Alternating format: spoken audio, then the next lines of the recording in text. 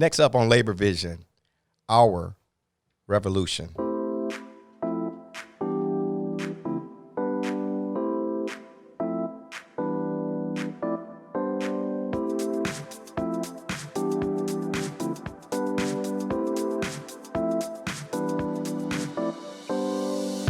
Hey, welcome to another episode of Labor Vision. I am your host, James Dennis, and I am here with my partner in crime, Charles Daniels. Hello, hello. What's up, man? How you doing? I'm doing excellent. Thanks for having me back again. I appreciate it. Cool.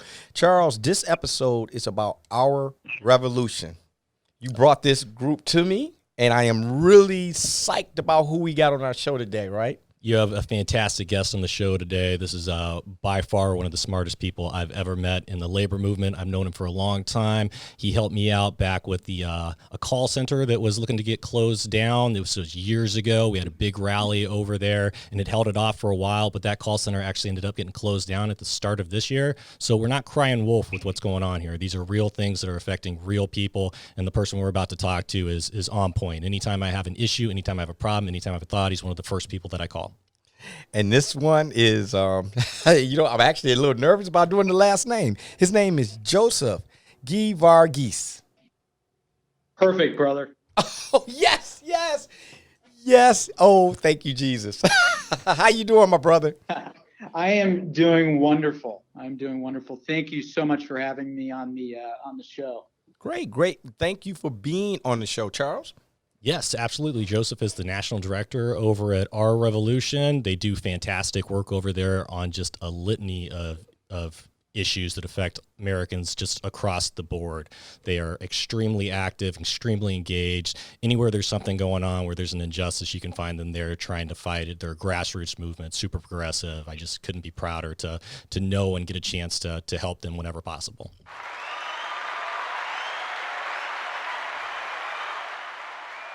All right. Okay. Well, Joseph, why don't you tell us a little bit about yourself and about Our Revolution, just sort of how you got started in all this, because you've got an interesting history. Sure. Well, let me just start with a little bit about Our Revolution, the organization, and the movement. Our Revolution was started by Bernie Sanders after the 2016 presidential campaign. And the mission of Our Revolution is in its name. It is to carry forth the political and economic revolution that Senator Sanders has articulated that we need as a country, right, to address issues such as climate change, economic inequality, the death of labor unions, you name it. Those are the issues that we are campaigning on. And our organization was really started to not just fight nationally, but also to fight locally. And we have a network of grassroots organizations, over 600 groups around the country. Those activists work on a strategy to elect progressive candidates up and down the ballot. So, of course, we need Bernie in the White House, but we need a bench of Bernies. We need progressives to run for school board, for city councils, for state legislative seats. So we have local groups that are lining up behind progressives and giving them, field troops and campaign troops on the ground. And then we fight on progressive issues, everything from Medicare for all to expanding, affordable housing in local communities. But, again, our main goal is, the revolution to bring about a political transformation in our country. We believe that all revolutions happen locally, not just nationally. And that's part of the reason that the senator created this organization. So you know what? Can we look into the word progressive? Absolutely, because progressive has become a very partisan word, which is curious to me because the word progressive just means forward movement, gradual betterment. I don't know why anyone wouldn't want to be moving forward with what we're learning. We have data that we get at all times. We have information that's coming to us. We're seeing how legislation is actually interacting with the American people. And we need to act on that and make sure that what's being put in place is doing good as opposed to harm, because there's stuff that's put out there that minimizes workers, that minimizes Americans, that harms a lot of people. So if we can see that in the aggregate data, if there's empirical evidence that's showing us something that does not work, we need to be progressive in our thinking and make a change. Absolutely, we do. And for some reason, it's always connected to, like you said, negativity. Which is also odd to me. I mean, it's the same thing with the word liberal. I mean, to me, liberal just means open-minded. I've always been raised to be open-minded towards ideas. I don't know why you would want to be closed-minded. So I applaud the embracing of the progressive movement, of that name, of not being afraid of it, and using that in your grassroots efforts, because Joseph is correct. There's a lot of things that need to happen from the top down, but real change starts from the bottom up. And when you're talking about just your local elections, when you have your state representatives, your state senators, they can control so much of what happens with legislation in your state that you can make changes in your state that might not happen at a federal level. You can look at what Michigan did with gerrymandering this last time around. That got struck down by the Supreme Courts, but because we had that on the ballot here, it's going to be changed in Michigan starting in 2020. So you can make a change at a grassroots level. It doesn't just have to be the president. It doesn't just have to be senators. It doesn't just have to be your congresspeople. We can all do it, and we all have a voice, and we all have power. We just need to take it. And in Michigan, Prop 3 was a really good example of grassroots, because we got it where you can actually go vote, register, and vote on the same day. So, that's a good thing. But Joseph, No, that's great. Go ahead. But Joseph, let me ask you something. So does this mean that you guys are definitely supporting Bernie Sanders for president this time around? Yes. Okay. We have endorsed Bernie as our candidate for the White House. And, and we see Bernie as top of the ticket. Okay. And then we are running slates all around the country. Okay, cool. Now, have any of you guys been in touch with him? Yes, since his health scare? Are we good? I have not spoken with the senator since his health scare. Okay, because they're saying that that's going to be an issue. I don't think it is, because anybody can have a health scare. No, that's right. Any period. I mean, I could have one right now, and Charles have to rush me to the hospital. That doesn't mean I stop working. And trust me, at the place that I work at, they want me back at work as soon as possible. Yes, and if Bernie showed anything, it's that he is tenacious and he does not give up. This show is called the Labor Vision Podcast. It's the voice of American workers. And anytime American workers are suffering, you'll find Bernie Sanders on a truck bed with a megaphone letting people know how wrong it is what those companies are doing. That's right. And speaking out for the little guys. So he walks it like he talks it, and he's done it forever. And that's a good point. I mean, part of the reason I started in this role as executive director of Our Revolution in April, when my predecessor, Senator Nina Turner, left the organization. Wait. Senator Sure. Nina Turner, she is from where? She is from Cleveland. Ohio. Yes. So, and we had the opportunity to meet her, but I want our listeners to know who you're talking about. So she's just from Ohio. Go right ahead. Yeah, she's a phenomenal rock star, and Bernie asked her to help to be one of the 4 co-chairs of his national 2020 team. I was asked to step in and fill her role. And part of the reason, just to get back to what we were talking about, part of the reason I decided to say yes is because of my experience working with Bernie to advance worker rights. As Charlie knows, I was a union organizer for 2 decades. And Bernie was one of the few elected officials that consistently would stand with union workers and non-union workers who were fighting to improve their standard of living. There's no better example. I was one of the architects of the National Fight for 15, which was the movement that started in 2012, 2013 to strike low-wage fast food workers, Walmart workers, port truck drivers, workers in the low-wage service sector. And when we pulled our first strike at the White House, this is in 2013, Barack Obama was president. There weren't a whole lot of elected officials from Capitol Hill who would come and stand with these striking African-American, Latino workers who are calling on the president to take action. there were only two people who had stature that said, you know what, I'm willing to speak truth to power to a Democratic president and call on the president to help these workers get a living wage in a union. And one person was Representative Keith Ellison, and the other was Bernie Sanders. And this, the point that I want to make is this was before Bernie or Keith were rock stars on the national stage.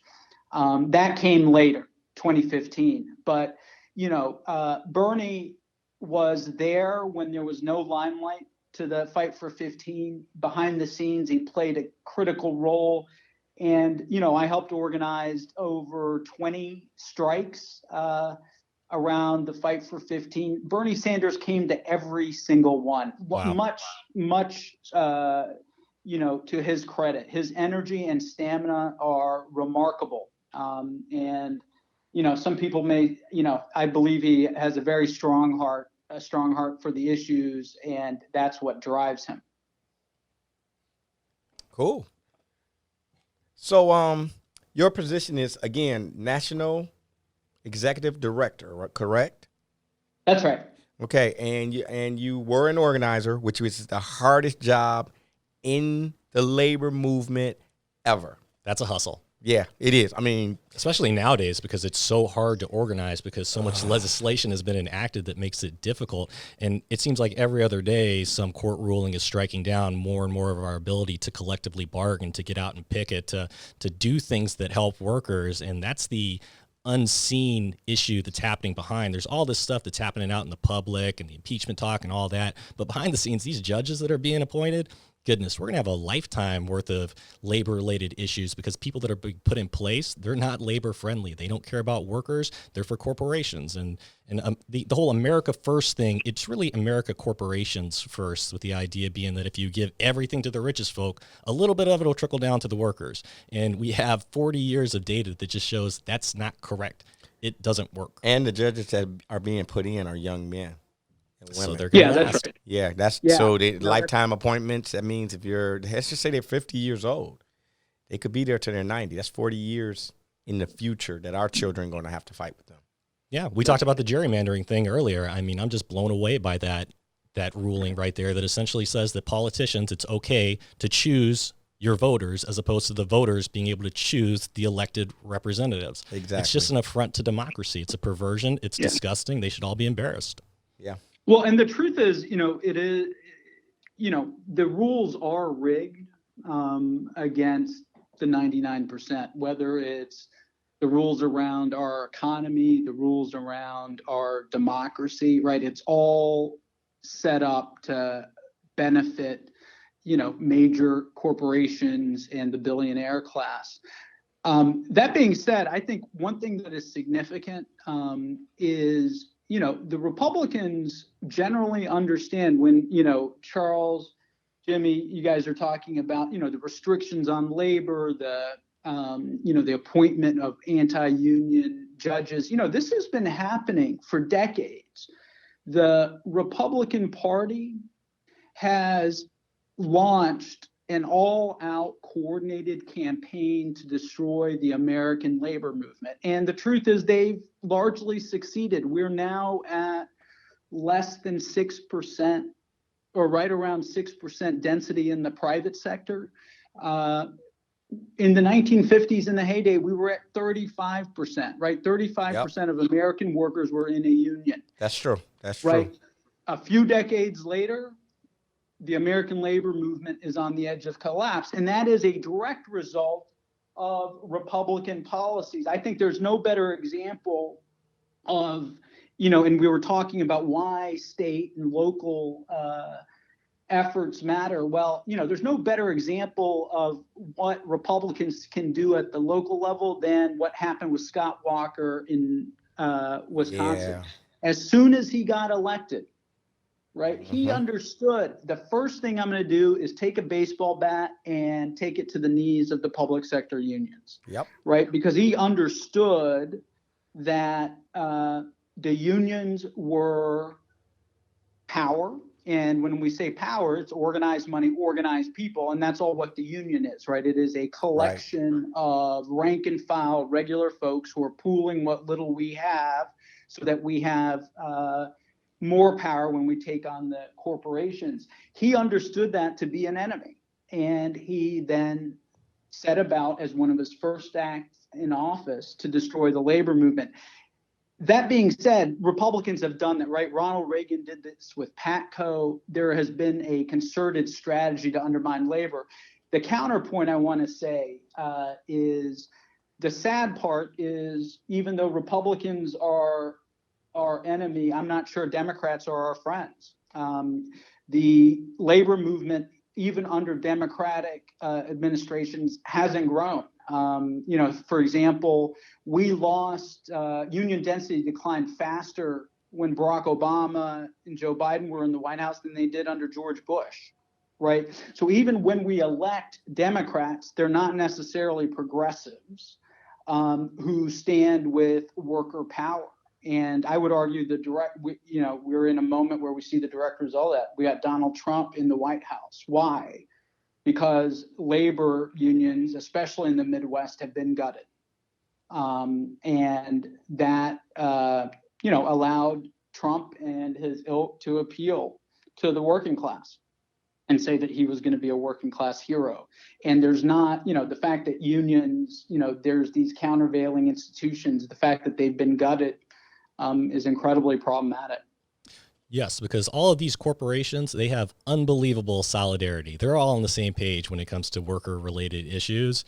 And you're right, the people that we've elected on they've taken the union vote for granted. And because of that, so many union members have become disenchanted just with the voting Democrat, because they feel like no matter what I do, it's going to get worse for me. And Donald Trump came along and he said all the right things. He said, don't worry, don't sell your house. Jobs are coming back. I'm going to impose all these things that are going to bring back American jobs. We're going to open up centers. We're going to have all these things. And when you're saying that, that's exactly what the American people want to hear. So they said, well, I'm going to take a chance on this guy right here. And of course, the proof of the pudding is in the eating. We got 48,000 UAW people on strike, and I don't remember a single tweet saying, hey, good job, guys, stand strong. There's nothing coming out on that side. So it's easy to say that you support workers.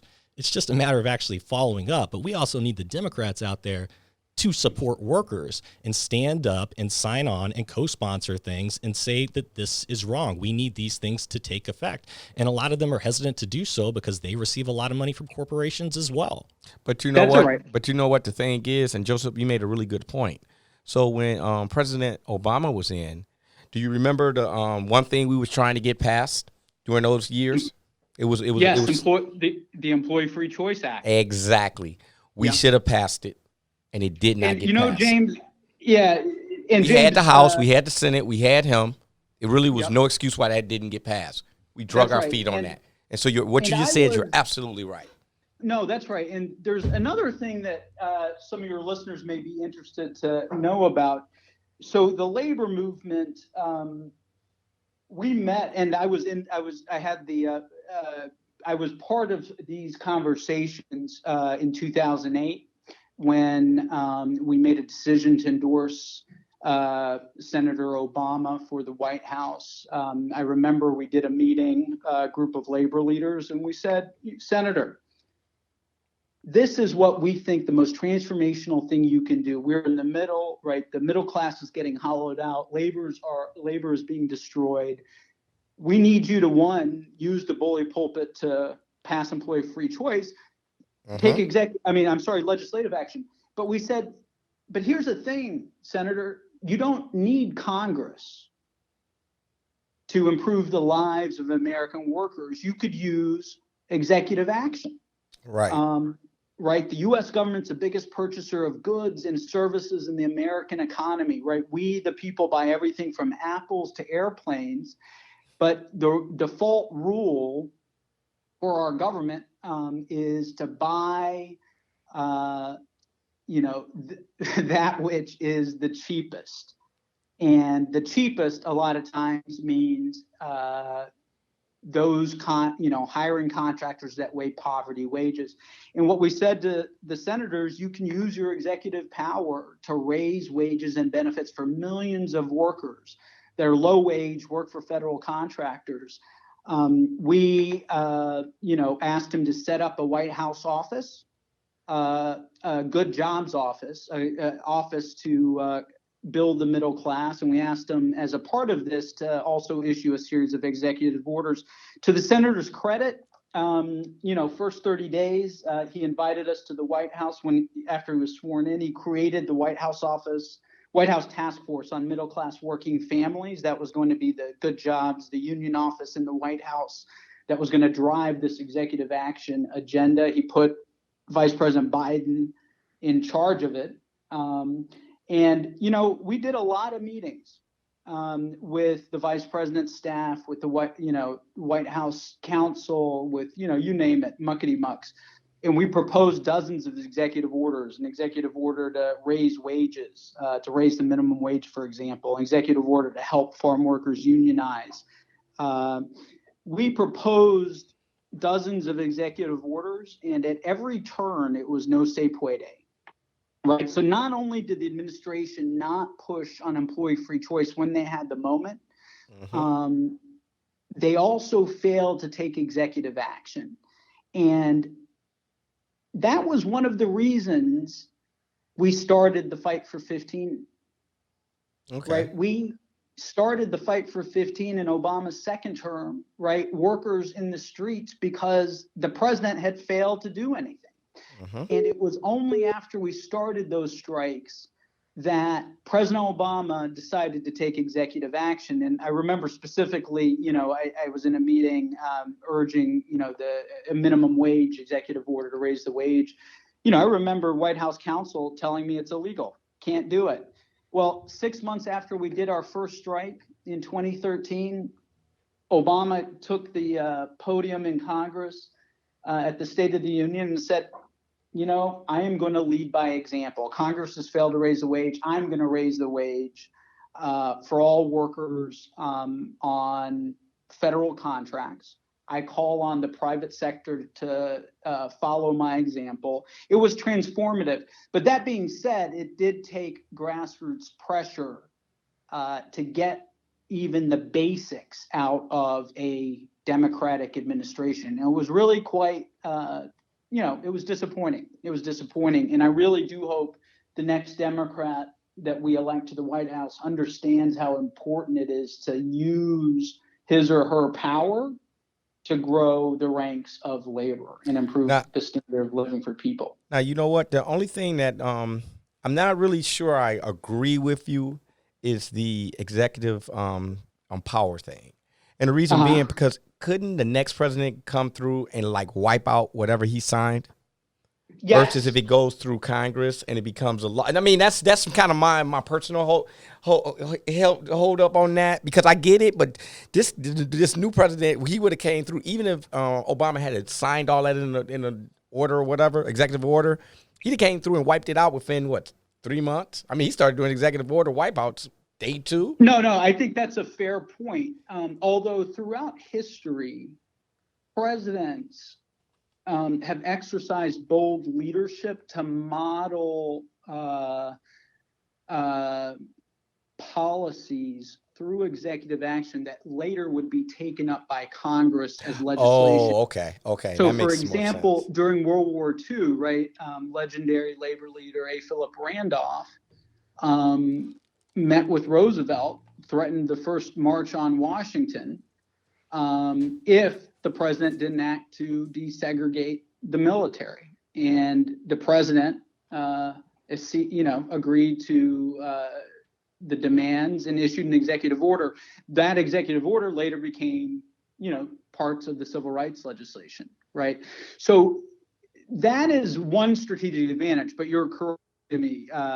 Executive orders are temporary, and it does depend on which president, right? One president could come in and undo what a previous president has done. And Trump, we won 3 executive orders under the Obama administration, an executive order to raise the minimum wage on federal contracts, executive order to stop wage theft and labor law abuses, and an executive order to extend paid leave on federal contracts. So these three executive orders reach 20 million people. The interesting part is Trump has repealed two. He left the minimum wage executive order in place. He left the paid leave executive order in place, but he repealed the executive order around wage theft. So basically, Trump made it's okay for American companies to steal from workers. So that I find interesting. Like he kept two of the three in place. And I think part of that is because there's a national movement around paid sick leave. There's a national movement around raising wages. And there was some pressure on the president not to undo those. And at some point, you have to look at how long are we going to play nice with this stuff? Because sometimes I feel like the folks on the left side of the aisle, they try to follow the rules and they try to play nice and they try this come let us reason together philosophy. But when it's not working, sometimes you got to take the bull by the horns. When you look at something like the minimum wage for a decade that hasn't gone up, but inflation's gone up 19.5%, and it's led to this drastic underemployment. And you can look at the numbers and you can see how many people are struggling with poverty. At some point, you have to say enough is enough and you have to act. That's what leaders do. Right. That's right. Yeah, so I'm completely with you on that one. With the strike that's going on right now with UAW, you got 48,000 members that are not working right now. You have been working for a long time with UAW folks. I know you've been extremely involved with what happened in Lordstown, with the jobs being sent to Mexico, with the plants being closed down. Could you speak to some of that, please? Yeah, I mean, I think the GM strike is fundamentally about what kind of manufacturing economy are we going to have. It is a decisive, critical strike. And, one of the core issues is globalization, is the outsourcing of American jobs by companies that are subsidized by the American taxpayer. I spoke earlier about federal contracting. Well, GM receives close to $1 billion in federal contracts every year. It's a billion with a B. Yeah. Yeah. And on top of that, there's, then the Trump tax cuts, right? Which probably adds another 700-800 billion onto it. So you're talking about, roughly $2 billion in taxpayer subsidies this year alone. Yet the company had the audacity, even though we, the people, enrich its bottom line, it had the audacity, right, to close, I believe, 5 to 7 facilities, right? So that's GM Lordstown, the Hamtramck plant outside of Detroit. Wait. Let's stop at the Hamtramck plant. Now, remember, that plant was the one that they said would provide jobs for a lifetime. They ripped neighborhoods out to build that plant. So remember that. So keep going with your list, but I want to throw that out there. No, that's right. In GM Lordstown, the Lordstown plant in Ohio has been there since the late 60s, once had 15,000 people. But, the main point I want to make is this company that is profitable because we, the people, subsidize it, had the audacity to lay off 15,000 plus workers in the United States this year. Right, shutter legendary facilities, right? I mean, Hamtramck is the last GM facility in Detroit, right? Right. That's what this is about, is should we, the people, be subsidizing these companies that only put the bottom line ahead of the welfare of the American people? And this raises another point. GM did get bailed out by the American taxpayer when it was in trouble. We stepped up. Workers took concessions, which is part of the reason they're on strike. Workers agreed to reduced wages. They call it the two-tier system, where they would hire in workers at lower than the normal union rate and benefits. Among other things. Keep in mind, keep in mind, they didn't get all their concessions back. So they're temp Yeah, workers, that's right. part-time, a involuntary lot went unemployment. into that. Yeah. Yeah, we bailed out this company, right, to the tune of billions and billions of dollars. Right, when it's on the edge of bankruptcy, it is now profitable. It's made over $35 billion since 2016. $35 billion, right? This is a company that's no longer on the edge of, ruin. It's thriving, yet it continues to close down factories, set up production abroad, and screw workers. It's unacceptable. And that's why the strike, it fundamentally is, these workers are calling the question on corporate greed, and they're calling the question, in the same way on President Trump and other elected officials. Why are you continuing to bankroll these corporations that betray the American worker? I think that's why this is fundamentally important.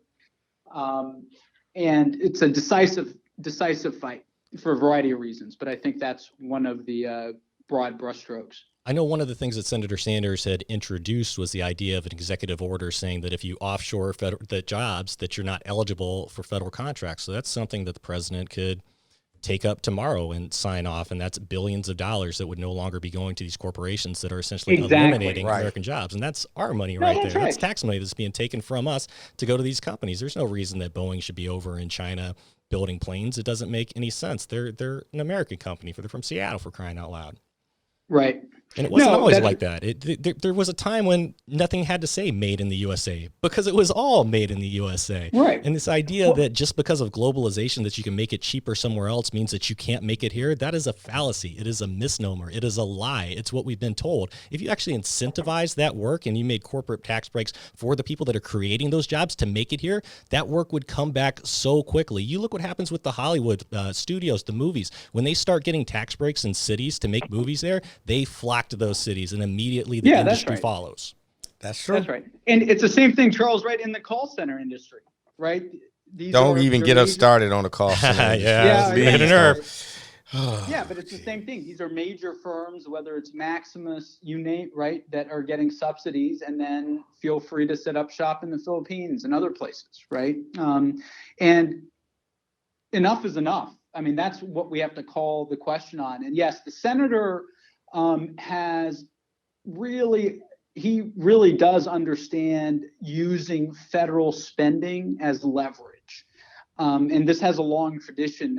You guys may not realize this, but the way the labor movement was formed was in 41, or a big driver of labor movement growth was Roosevelt in 1941 issued an executive order that said, if you want to do business with the U.S. government, if you want to, feast off of taxpayer dollars, you got to have a union.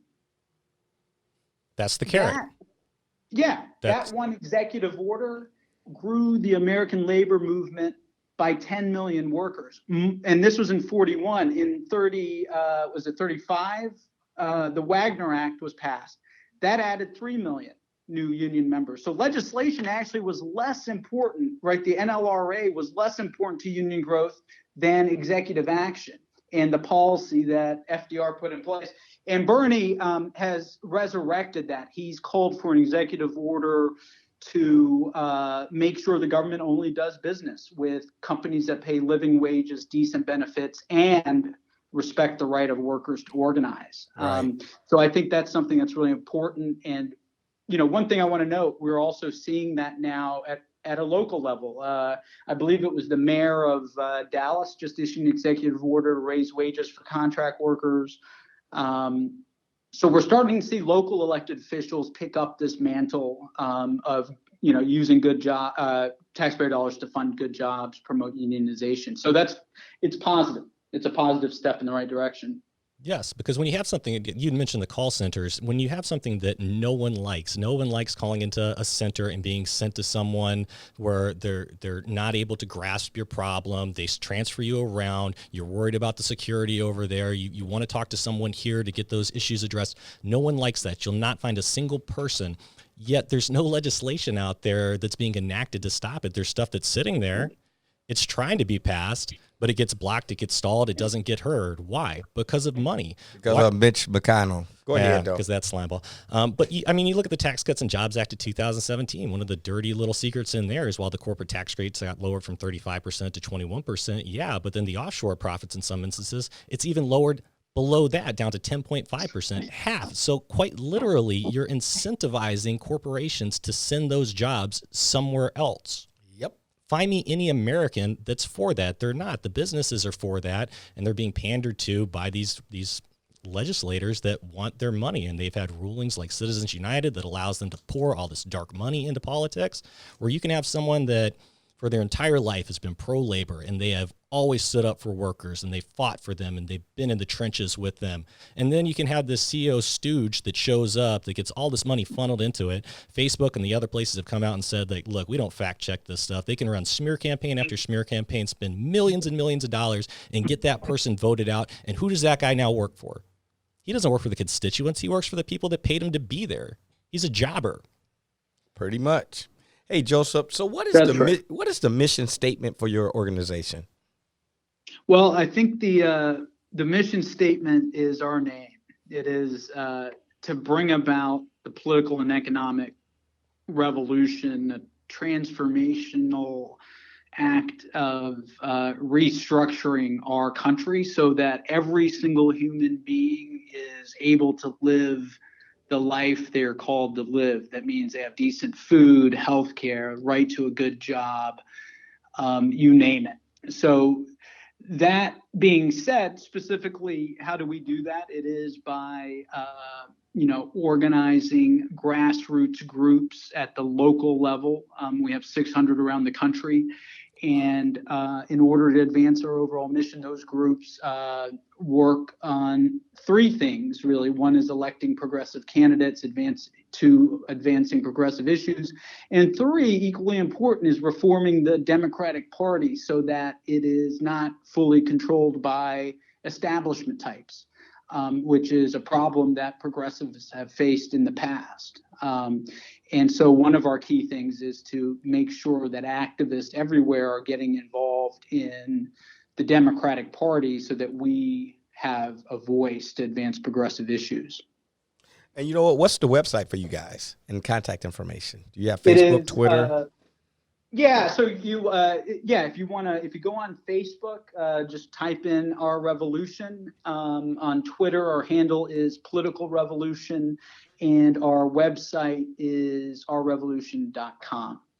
Can you repeat that? Because somebody's pen probably wasn't working when you was talking. Ha.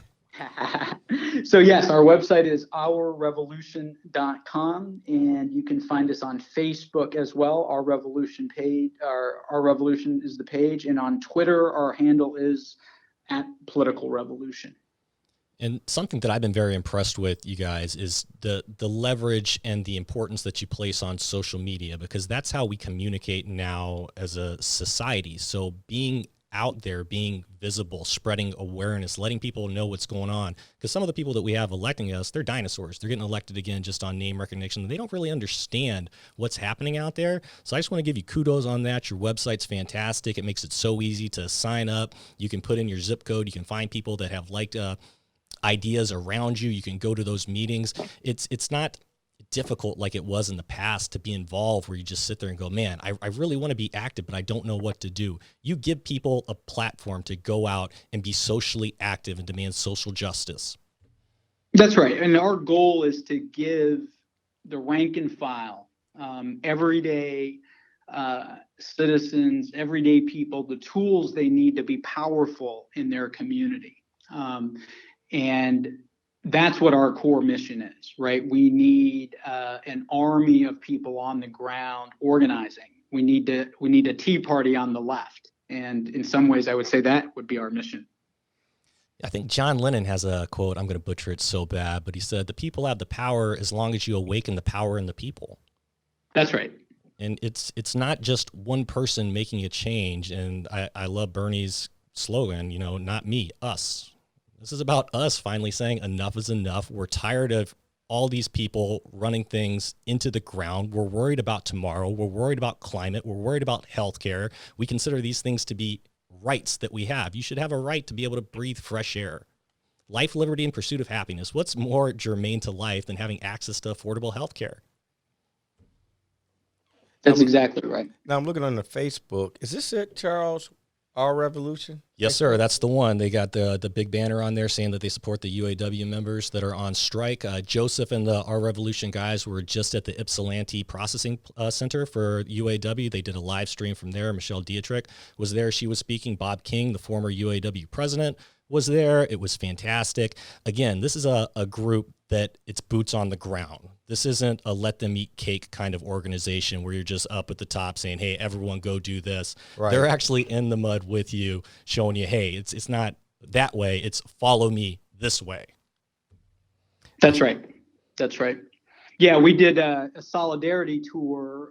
And for any of the listeners who want to see what's happening on the strike lines, we did live broadcast from Ypsilanti where Charles gave a powerful and rousing speech. Thanks, We're brother. in Lordstown, Ohio, in Parma, Charles. outside of Cleveland.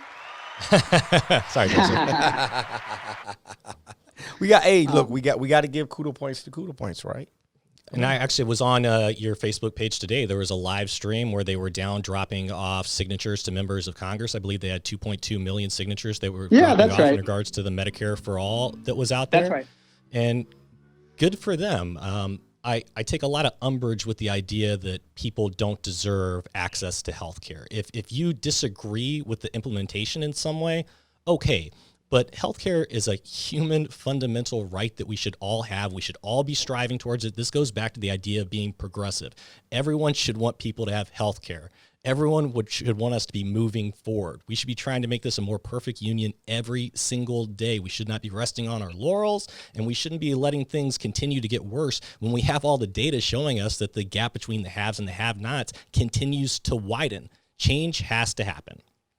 Absolutely. Absolutely. And it's organizations like yours and ours that, hey, we're pushing the grassroots efforts to making that change happen. And keep in mind, everyone, this is all about building power for 2020, for the election, for workers, for labor. That's what it's about. That's right, because there was a time, and it wasn't that long ago, where corporations have always had the money, but the workers had the people, and there was a balance of power there between the workers and the people.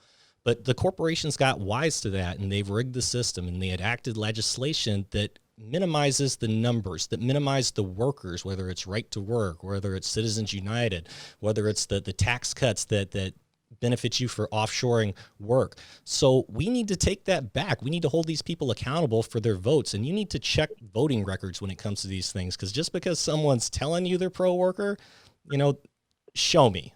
I don't care about talk. Show me. Well, the truth is, I say we throw them all out, even the ones on our side, because just the simple fact that the labor union density is as low as it is unacceptable.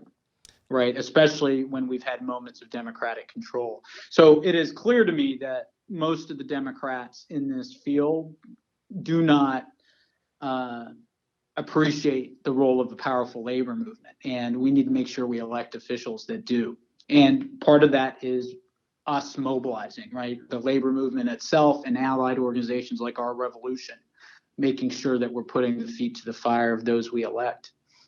Yes, Superman's not coming. It's up to us to save ourselves. And Joseph, I saw this awesome tweet the other day on, it was like Union Till I Die. It was one of those pages, but it said, the forest was shrinking, but the trees kept voting for the axe, for the axe was clever and convinced the trees that because his handle was made of wood, he was one of them.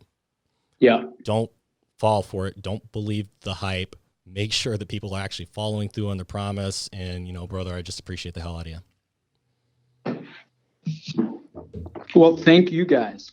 Y'all are rock stars. And it is really important, I think, in this day and age where we have, corporate cuts in the newsroom. There's barely a labor beat in the United States anymore. Right. It's really important to have podcasts like this that are getting the word out about our movement and what's at stake for the American people and the American worker. So thank you for doing this program, and thank you for having me as a guest. All right, we would love to have you back. Do you have any final thoughts before we close out our show? No, again, thank you for having me on. I encourage everyone who is listening to become engaged locally. We need more than passive voting. We need more than somebody being a collectivist. We need more and more activists to join in our movement. So whether you're a member of a labor union or another progressive organization, we need you on the streets. Okay, and can you give us your information one more time? Your Twitter, Facebook, website. Sure. Our Twitter handle is @PoliticalRevolution. Our Facebook page is Our Revolution. You can just search that. And then our website is ourrevolution.com. All righty. And Charles, you have a fantastic YouTube, Twitter, Facebook. What is it? And I need everybody to subscribe to this YouTube channel. Go on there, subscribe.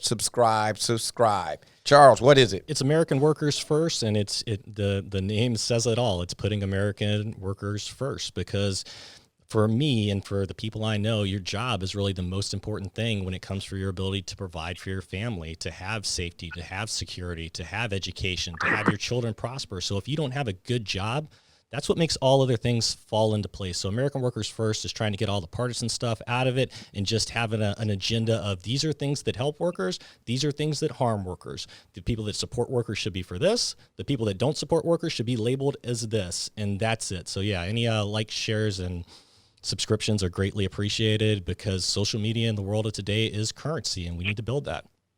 All right. And Charles, what about your Twitter feed? It's USA Workers First, and on Facebook, it's just facebook.com/American Workers First. All righty. And then we also have www.laborvision.org. You can always catch us there for the American Workers First and for the Labor Vision stuff. And we also are on Twitter at @SeeLaborVision, SEE LaborVision, all one word. And on Facebook, Charles, you actually did this for me, Labor Vision Podcast. So, hey, Joseph, thank you for being on the show. And we really appreciate everything that you're doing out there. Keep up the good work. And if you see Nina, tell her that the folks at Local 4100 and Local 4123 says hi, and keep up the good work. Right on. Thank you, Brother Dennis. And thank you, Brother Daniel. Thanks, all right. brother. Take care, my brother.